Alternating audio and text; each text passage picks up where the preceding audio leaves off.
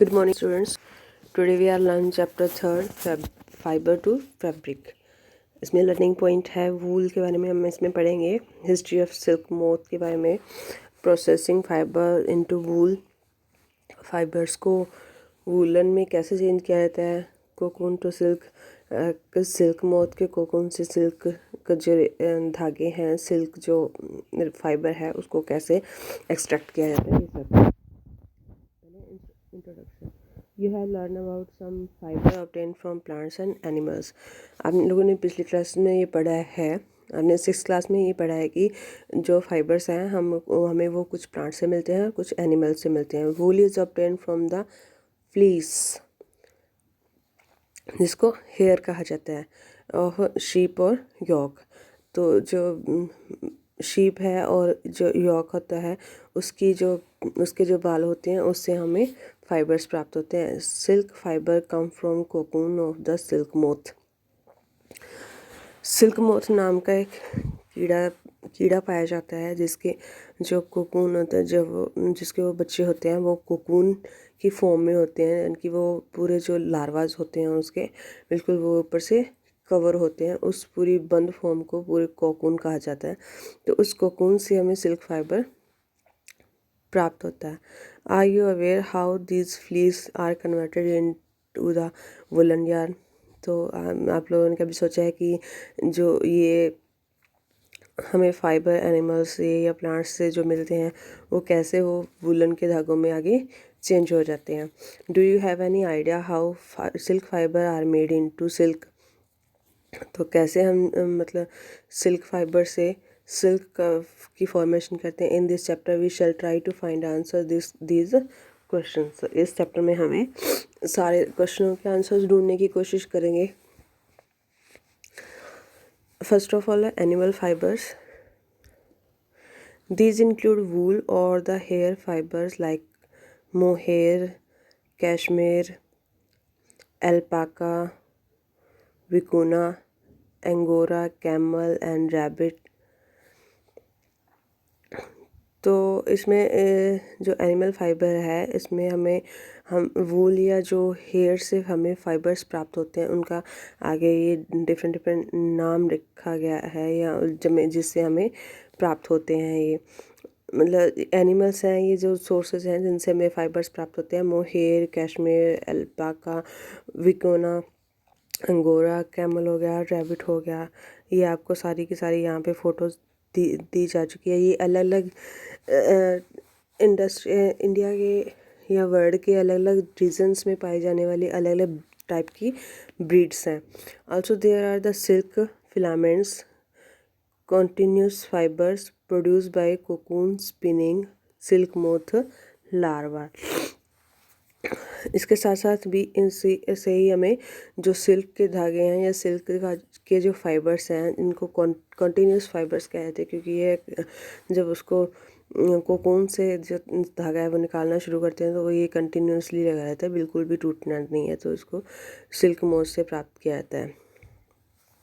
Wool come from sheep, goat, yak and some other animals.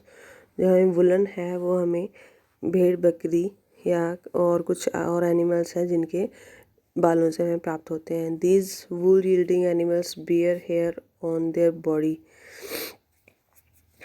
तो जिनसे हमें woollen प्राप्त होती है ऐसे एनिमल्स के उनके बॉडी के ऊपर बाल बहुत सारे पाए जाते हैं। Hair trap a lot of air. तो ये जो बाल हैं वो बहुत सारी जो हवा है उसको बांध के रखते हैं। Air is a poor conductor of heat. Conductor का मतलब होता है जिसमें से एक चीज़ पास हो सके। तो जब उनके बालों में पूरी एयर भरी रहती है फुल मात्रा में, तो उनके बालों से उनकी बॉडी में एयर के जो पासेज है वो बहुत कम होता है, इसलिए उनकी बॉडी को वो गर्म रखते हैं। So here keeps these animals warm. Wool is derived from these hairy fibres. तो इसलिए जो वूल है वो इनके बालों से प्राप्त होने वाले धागों से बनाई जाती है। Animals that yield wool. Several breeds of sheep are found in different parts of our country. तो जो भेड़ें हैं उनकी अलग अलग टाइप की किस्में पाई जाती हैं हमारी कंट्री में। अलग अलग जगहों पे अलग अलग टाइप की किस्में पाई जाती हैं. However these fleece of sheep is not only source of wool, though wool commonly available in the market is sheep wool. तो सिर्फ जो फ्लीज ऑफ शीप हैं, जो सिर्फ भेड़ के बाल हैं, वही एक सोर्स नहीं है वूल का. जो वूल है वो कॉमनली हमें जो हमें मार्केट में अवेलेबल होती है वो भी शीप की वूल होती है. Yak wool is commonly in Tibet and Ladakh. तो जो तिब्बत और लद्दाख एरिया है वहाँ पर याक के बालों से बनाई गई वूल मिलती है. Mohair is obtained from Angora goats found in hilly region such as Jammu and Kashmir. Jammu and Kashmir में जो ये गोट बकरी की एक किस्म पाई जाती है अंगोरा, तो उससे हमें जो रेशा प्राप्त होता है, जो धागे प्राप्त होते हैं, उसको मोहेर कहा जाता है. Wool is also obtain from goat hair. तो जो ऊन है वो हमें बकरी के बालों से भी मिलती है. The under fur of Kashmiri goat is soft. तो जो कश्मीरी बकरी होती है, कश्मीरी गोट है, उसके जो फर होते हैं, उसके ऊपर जो बाल होते हैं, वो बहुत ही सॉफ्ट होते हैं. It is woven into fine shawl called pashmina shawls. आप लोगों ने देखा ही होगा पश्मीना शॉल बिल्कुल ही ऐसे जैसे मुट्ठी में बंद हो जाए. वो इतने सॉफ्ट धागे से बना होता है, वो इतना और बहुत ही लाइट, बहुत ही हल्का होता है. तो वो जो शॉल है वो उसको पश्मीना शॉल कहा जाता है, और ये उसी कश्मीरी बकरी के जो बालों से बनाया जाता है. The fur hair on the body of camel is also use as wool. तो जो कैमल है, ऊँट है, ये तो आप सबने देखा होगा, हमारे राजस्थान में कॉमनली ये पाया जाता है. तो इसके जो बाल हैं उससे भी वूल की फॉर्मेशन होती है. Llama and alpaca found in South America also yield wool. South America में ये दो किस्मों के लालामा एंड अल्पाका, ये दो ऊँटों की किस्में पाई जाती हैं जिनसे हमें वूलन प्राप्त होती है. फ्रॉम फाइबर्स टू वूल. और जो उनसे फाइबर्स को एक्सट्रैक्ट कर लिया जाता है, तो उसके बाद में उसको वूल में कैसे चेंज किया जाता है. Rearing and breeding of sheep.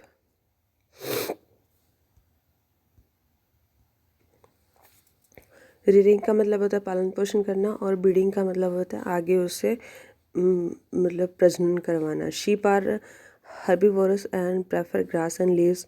जो भेड़ें होती हैं वो मतलब घास और पत्तियां खाना ही पसंद करती हैं. हर्बीवोरस होती है, शाकाहारी होती हैं.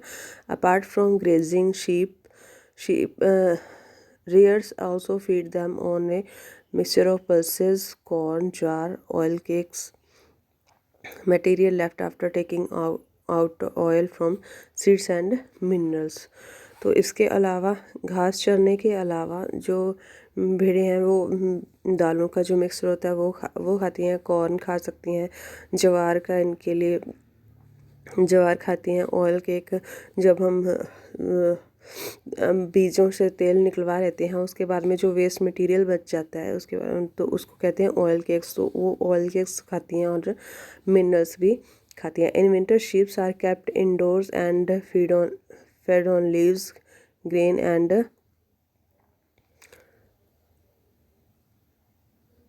Dry fodders. तो उसके जब विंटर्स होते हैं तब उनको बाहर नहीं मतलब कम बाहर नहीं निकाला जाता, तो इसलिए वो इंडोर ही वो पत्तियों पे और ग्रेन्स अनाज पे और या जो भी ड्राई फूडर होते हैं, जो भी ड्राई उनके लिए चारा बना होता है, उन सब को वो खाती हैं. The hair skin of the sheep has two types of fibre that fibres its fleece that form its fleece. तो जो उसके जो भेड़ के ऊपर बाल होते हैं, या उसके जो भी जितने भी हेयर्स हैं, उससे दो टाइप के जो फाइबर्स हैं हम एक्सट्रैक्ट कर सकते हैं.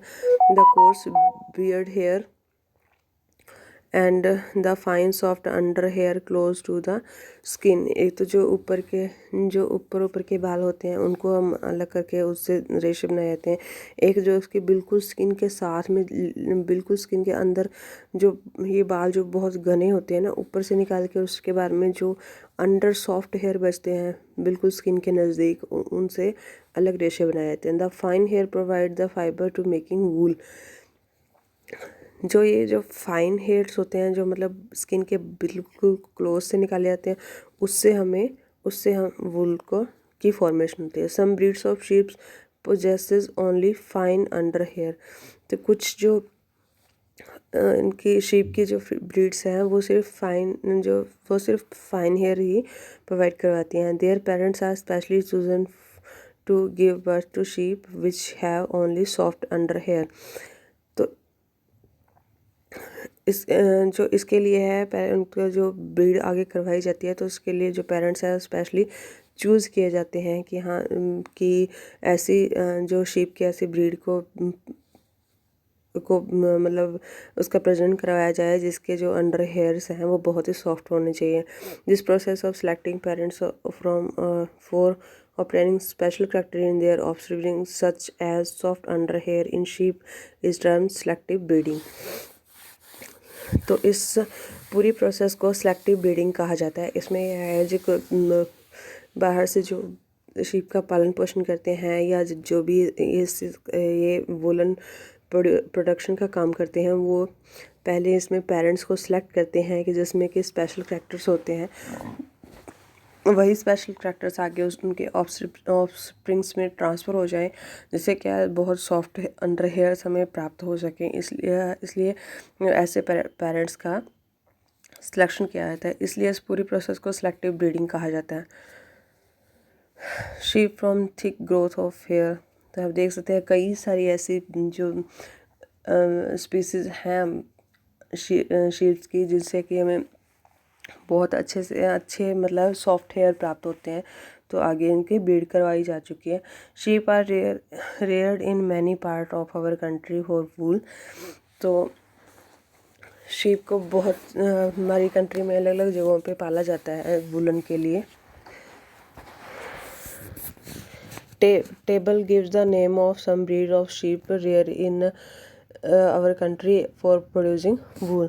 तो यहाँ पे आपको टेबल दी गई है जिसमें कि कुछ ऐसे ब्रीड्स का नाम दिया गया है जो हमारी कंट्री के अलग अलग हिस्सों में वूलन के प्रोडक्शन के लिए उनको पाला पोसा जाता है। The quality and texture of fibres obtain from them is also indicate in the table. इनसे जो जिस तरीके के फाइबर्स प्राप्त होते हैं और उनका टेक्सचर कैसा होता है, उनकी क्वालिटी कैसी होती है, ये सब भी आपको इसमें बताया गया है। पहला है लोही। इससे बहुत अच्छी क्वालिटी की वूलन प्राप्त होती है, वूल मिलती है। इससे ये हमारे राजस्थान और पंजाब में पाई जाती है। दूसरी है रामपुर बुशेर। इससे ब्राउन फ्लीज जो ब्राउन धागा या ब्राउन रेशे प्राप्त होते हैं, ब्राउन हेयर इनसे प्राप्त होते हैं। ये मेनली यूपी और हिमाचल प्रदेश में पाई जाती है। तीसरा है नाली। इसमें कारपेट वूल, इसमें कारपेट वगैरह जिसे बनाए जाते हैं वो वैसी वूल इनसे पाई जाती है। ये राजस्थान, हरियाणा और पंजाब में पाई जाती हैं। बाखरवाल फॉर वुलन शॉल। ये इन शॉल बनाने के लिए जो भी वुलन हमें प्राप्त होती है वो इस बाखरवाल ब्रीड से प्राप्त होती है। ये जम्मू एंड कश्मीर में पाई जाती है। नेक्स्ट है मारवाड़ी। ये कोर्स वूल पाई जाती है, ऐसे ये गुजरात में पाई जाती है। और पटनवड़ी फॉर होइसरी, ये गुजरात में पाई जाती है। मतलब होता है बहुत जो मोटी वूल, जो जितने भी जो पश्चिम हमें पाई जाती है वो मोटे मोटे धागों वाली, वो सारी मारवाड़ी से मिलती है। पाटनवाड़ी से हमें हौजरी जो वूल है वो प्राप्त होती है। हौजरी वाले जो भी हमारे इनर वियर्स है वो सारे के सारे हौजरी जो वूलन से बनते हैं वो ये गुजरात में पाई जाती है। नेक्स्ट है processing fibre into wool. The wool which is used for knitting sweaters or for weaving shawls is the finished product of a long process which involves the following steps। तो उसके बाद में जो फाइबर्स हैं इनको वूल में कैसे चेंज किया जाता है, तो ये एक वूल से आगे स्वेटर्स बनाना और उसे शावल की बुनाई करना, तो ये सारी एक लंबी प्रोसेस है। इसमें बहुत सारे स्टेप्स पाए जाते हैं जो आगे आपको बताए गए हैं। पहला है shearing. The fleece of sheep along with a thin layer of skin is removed from its body. तो पहले शीरिंग का मतलब होता है पहले उसके जो बालों को है वो उसको रिमूव करना। तो इसके जो शीप के जो बॉडी के ऊपर फ्लीज पाए जाते हैं उसको एक बहुत ही पतली स्किन की लेयर के साथ में उसकी बॉडी से रिमूव कर लिया जाता है। This process is called shearing ना कहलाती है। Machine similar to those used by barber are used to shave off hair. तो जो इसके लिए जो मशीन यूज़ की जाती है वो बिल्कुल वैसी होती है जैसे कि एक जो बार्बर है, नाई है, वो किसी की शेव करने के लिए जो मशीन को यूज़ किया करता है उसी तरीके की मशीन होती है। Usually hair are removed during the hot weather. तो मेनली ये जो बाल हैं वो गर्म एनवायरनमेंट में या गर्म मौसम में ही रिमूव किए जाते हैं। This enable sheep to survive without their productive coat of hair. वो इसलिए क्योंकि जो गर्म मौसम है तब वो अपने बिना बालों के या बिना उस प्रोटेक्टिव कोट ऑफ हेयर, मतलब वो जो उसके हेयर हैं वो उसके लिए एक प्रोटेक्टिव कोट का काम करते हैं ठंडे मौसम में। तो जब गर्म मौसम होता है तो वो उसको जो बालों के बिना भी सर्वाइव कर सकती है। The hair provide woollen fibre. तो उसके बाद में उन बालों से वुलन फाइबर्स एक्सट्रैक्ट किए जाते हैं, बनाए जाते हैं। Woollen fibre are then process to obtain woollen yarn. उसके बाद में वुलन फाइबर्स बनाने के बाद में उसको प्रोसेसिंग के बाद में वो वुलन यार्न वुलन धागे में चेंज हो जाते हैं। Shearing does not hurt the sheep just as it does not hurt when you get a haircut or your father shaved his beard। तो जब उसकी शेयरिंग की प्रोसेस की जाती है शीप के ऊपर तो उसको बिल्कुल भी हर्ट नहीं होता या बिल्कुल भी पेन नहीं होता। उस तरीके से जैसे कि हम अपने बाल कटवाते हैं तो हमें पेन नहीं होता, या हमारे पापा वगैरह जो भी शेव करते हैं तो उन्हें कोई पेन नहीं होता। उसी तरीके से जब शीप के बालों को रिमूव किया जाता है तो उन्हें ऐसे कुछ पेन वगैरह नहीं होता। The upper most layer of skin is dead. तो उनकी जो स्किन की जो बिल्कुल ऊपर वाली पतली पतली लेयर होती है वो डेड होती है, इसलिए उनको पेन नहीं होता। Also the hair of sheep is grown again just as your hair does. तो जो उसके बाद में शीप के जो बाल हैं वो फिर से ग्रो कर जाते हैं, फिर से उग जाते हैं। जैसे हम अपने बालों को काटते हैं वो कुछ टाइम के बाद में फिर से उतने ही बड़े हो जाते हैं, उसी तरीके से शीप के बाल भी कुछ टाइम के बाद में फिर से बड़े हो जाते हैं। नेक्स्ट प्रोसेस है scoring. The sheared skin with hair is thoroughly washed in tanks of remove grease, dust and dirt. This is called scoring। उसके बाद में स्कोरिंग का मतलब उसकी सफाई करना या उसको, तो उसके क्या कहते हैं कि जो शेयर्ड स्किन है, जो वो बालों के साथ में जो स्किन को रिमूव किया जाता है उसको क्या जो वॉश किया जाता है अच्छे ढंग से पूरे बड़े बड़े टैंक्स में। तो जिससे क्या उसके ग्रीस जो धूल मिट्टी डस्ट कचरा ना जो बाहर के जो भी है कोई कण वगैरह उसमें लगे हुए हैं वो सबके सब रिमूव हो जाते हैं। ये प्रोसेस स्कोरिंग कहलाती है। Now day scoring is done by machines. आजकल के टाइम में ये सारी प्रोसेस मशीनों के द्वारा होती है। उसके बाद में sorting. After scoring sorting is done.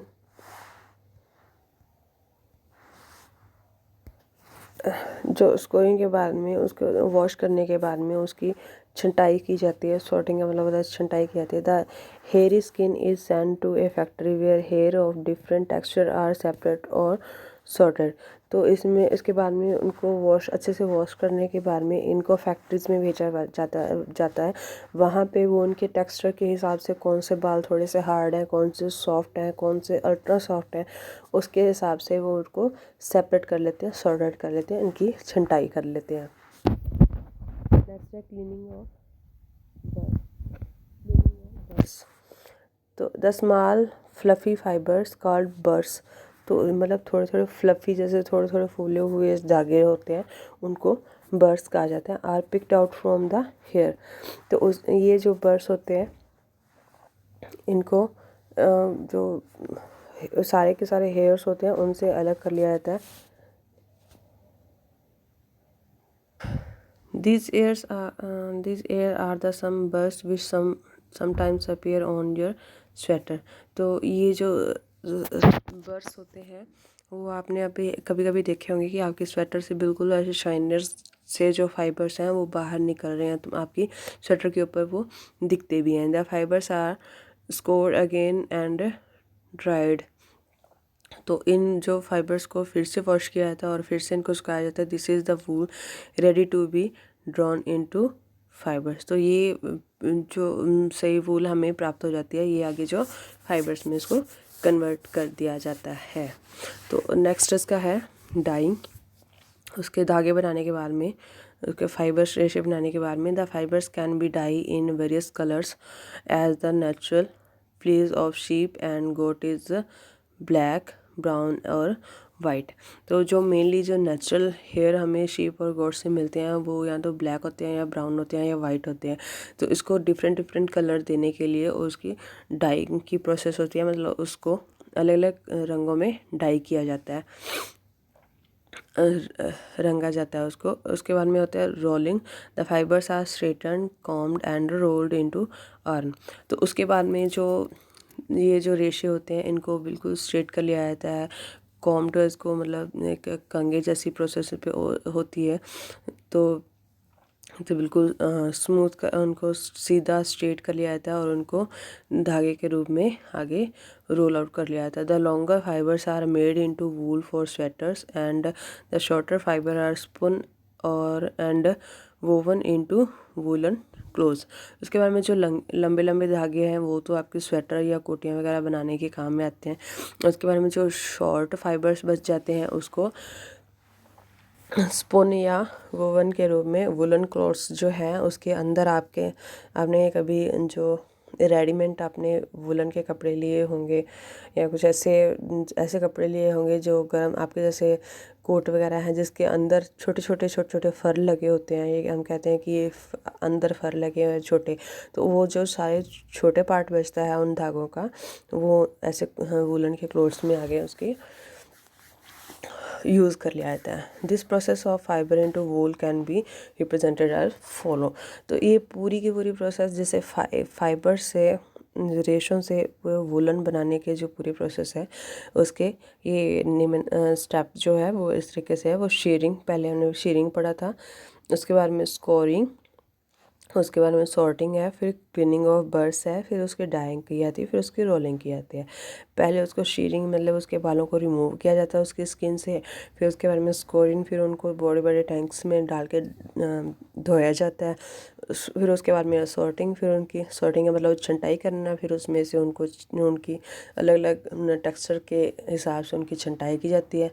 उसके बाद में क्लीनिंग ऑफ बर्ड्स, फिर जो अलग अलग उनके छंटाई करने के बाद में अलग अलग टाइप के जितने भी वो फाइबर्स और रेशे में मिलते हैं उसकी पूरी फिर से एक बार क्लीनिंग की जाती है और उसके बाद में फिर उनको डाइंग, फिर उनको रंग किया जाता है अलग अलग प्रकार का। फिर उसके बाद में रोलिंग और रंग करने के बाद में वो पूरी जो वूल हमारी तैयार हो जाती है उसको एक धागे के रूप में रोल कर दिया जाता है। तो ये तो थी आपकी सारी प्रोसेस जो हमें धागे से वूल कैसे प्राप्त होती है। नेक्स्ट आपका है सिल्क।